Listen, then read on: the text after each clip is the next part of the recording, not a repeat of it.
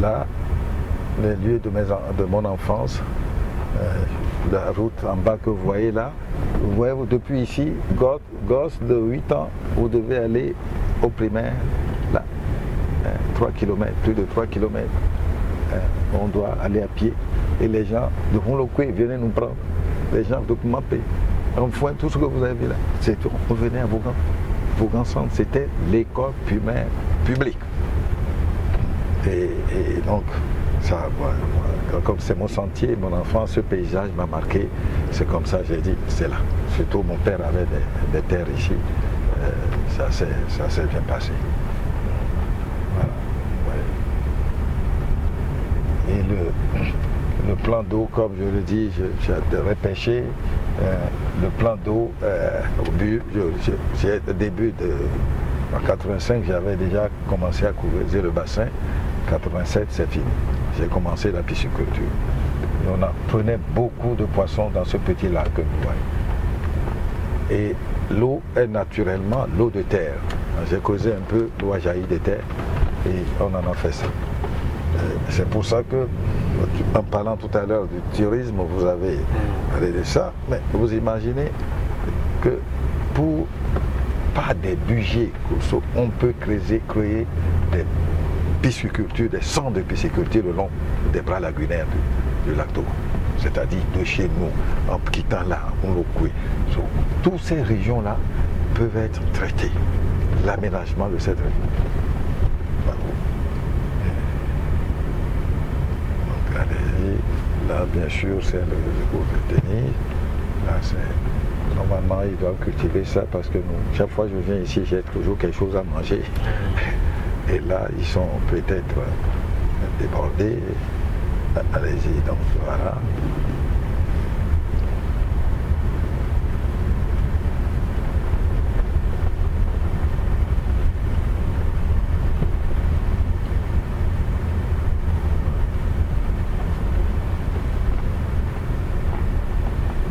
Donc ça fait 33 ans. Oui, oui. Oui, c'est ça. C'est ça.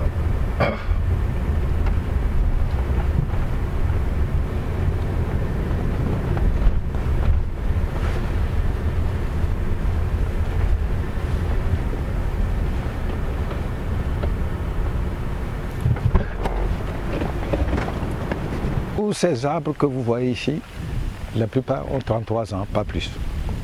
C'est ça, ces cocotiers, là, on sait compter l'âge d'un cocotier par le nombre de branches tombées, au sens que les circulaires que vous voyez sur un cocotier, c'est l'ensemble des branches qui sont souchées sur le tronc.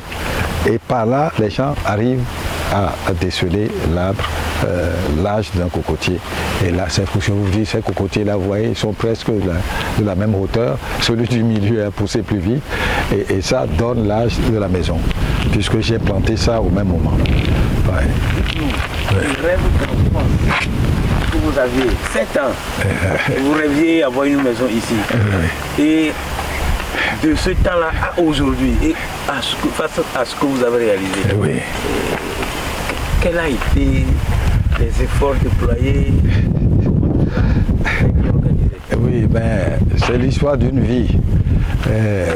C'est vrai que quand on sort d'un petit village comme celui que vous venez de voir, et qui n'était pas celui-là, parce que les cadres du village ont fait des efforts pour que, ensemble, certaines choses soient réalisées.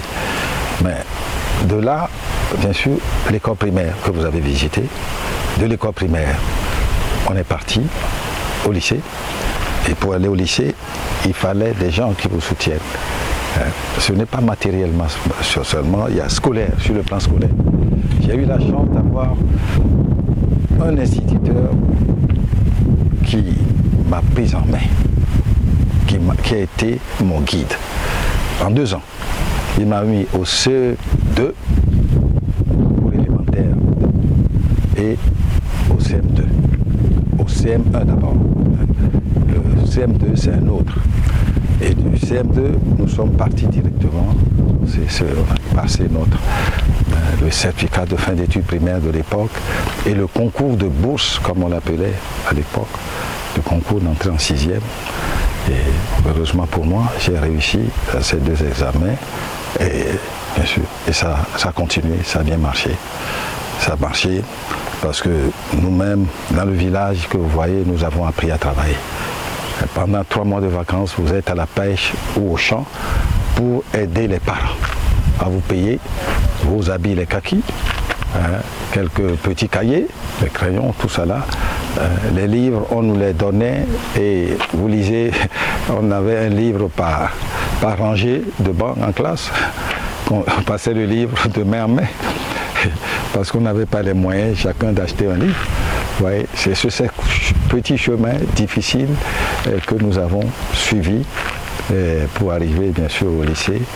Et le lycée terminal, on a fait la terminale scientifique qui nous a permis d'avoir une bourse et on a pu donc partir pour des études universitaires en France et surtout à Paris où j'ai fait l'école nationale supérieure de Beaux-Arts à Paris.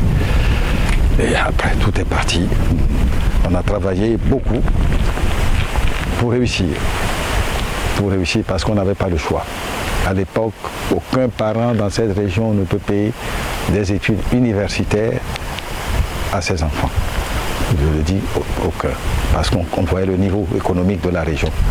Sauf s'il est dehors, s'il est sorti, s'il a créé des entreprises, s'il est fonctionnaire, etc. Mais d'une façon générale, la bourse à l'extérieur pour les études universitaires était très très difficile à obtenir. Et c'est de retour que le rêve a commencé à m'exciter, c'est confirmé. Et mes premières réalisations dans le village, c'est le dispensaire que vous voyez à gauche de l'église, et l'école primaire qui est au bout du village, en allant sur Mouloukoui. Voilà, grosso modo, vraiment, je remercie le Seigneur de m'avoir donné la santé pour pouvoir réaliser ce rêve. À votre retour, quel a été le premier poste que vous avez occupé? Qu'est-ce que vous avez fait dès que vous êtes rentré de France, après votre étude? Quel a été le premier poste que vous avez? Qu'est-ce que vous avez fait concrètement, professionnellement? En réalité, au début. Voilà, en réalité, quand on a fait l'option pour les professions libérales, j'ai choisi d'exercer mon métier en libéral. Donc, dès à partir de là, même avant la fin de mes diplômes, je commençais à m'équiper. Parce que le métier d'architecture est un métier, quand on l'aime beaucoup, même pendant les études, on peut beaucoup travailler dans les cabinets d'architectes, voyager quand on le peut, et En travaillant, je le dis bien à nos jeunes élèves étudiants en architecture aujourd'hui, un étudiant en architecture, s'il sait s'organiser, il n'aura pas besoin de bourse à partir de la 3e, 4e année. En travaillant abondamment dans les cabinets d'architectes, on vous paye. Et si vous n'êtes pas gourmand, vous avez de quoi réserver un peu d'argent pour vos études pendant les 9 mois. Et l'aide dont vous avez besoin devient réduite, une aide réduite. C'est comme ça que j'ai procédé. Et à Paris déjà, j'étais dans le cabinet d'architecte régulièrement pendant les étés. Et de façon que je peux vous l'affirmer, et je n'ai même pas, dès que j'ai fini, j'ai pu ouvrir rapidement un petit cabinet à Paris. Et où on me sous-traitait du travail. Parce que vous savez, quand vous sortez de l'école, bien sûr, comme pendant déjà dès la 4e année jusqu'au bout, j'ai passé 4 ans avant le diplôme, 4 ans, alors que déjà j'étais en 4e année, donc ça veut dire 8 années. Et c'est l'école supérieure des Beaux-Arts, l'école nationale supérieure des Beaux-Arts demandait beaucoup de temps. Et finalement, c'était une bonne chose parce que la formation parallèle aux études est une brillante façon de former les gens d'une façon pratique. C'est-à-dire l'alternance pour les étudiants qui arrivent à l'obtenir, c'est une très bonne chose. Vous comprenez très vite votre métier en l'exerçant auprès de vos aînés, en les suivant. Et donc, ça m'a facilité mon retour. Je m'étais équipé avant d'arriver au Togo. Je n'avais pas eu besoin de poste. J'ai gardé mon cabinet de Paris et quand j'ai débarqué définitivement ici, en 2012, 2013 déjà, j'avais préparé le cabinet ici, qui était au boulevard. Pour ceux qui me connaissent, mon premier cabinet était au boulevard Séculaire et j'ai commencé à faire des villas, des résidences pour les gens. C'est pas 2012, hein? Ah pardon, 1960. Ah, non, excusez-moi, c'est bien de rectifier. Je suis rentré 1972, 1973. Restez dans ces années-là, quand je me trompe, il faut préciser. Et donc, je suis arrivé et j'ai installé, c'est ça, quand on a la chance. Quand on a la chance. De reprendre la phrase. La phrase, ok. Je dis donc que la formation par les études en alternance avec des stages est une bonne chose parce qu'on finit par connaître rapidement son métier. Et c'est ce que j'ai vécu tout justement parce que les bourses ne sont pas toujours continues.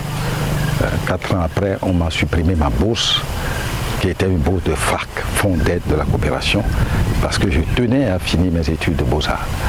Et là, j'ai commencé à travailler en alternance. Et c'est ça ce qui m'a guidé.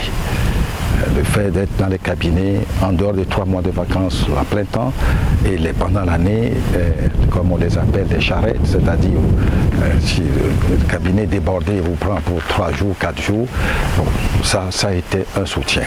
Et puis cela m'a permis, je le dis, d'avoir suffisamment d'économies pour installer mon cabinet quand je suis revenu à Lomé. Et à Lomé, bien entendu, on commence comme tout le monde, des petites résidences, des maisons et puis des concours. Très rapidement, je m'étais intéressé au concours d'architecture. Et ceux qui m'ont réussi le plus, j'ai fait le premier concours, j'ai gagné le ministère des Affaires étrangères au Niger.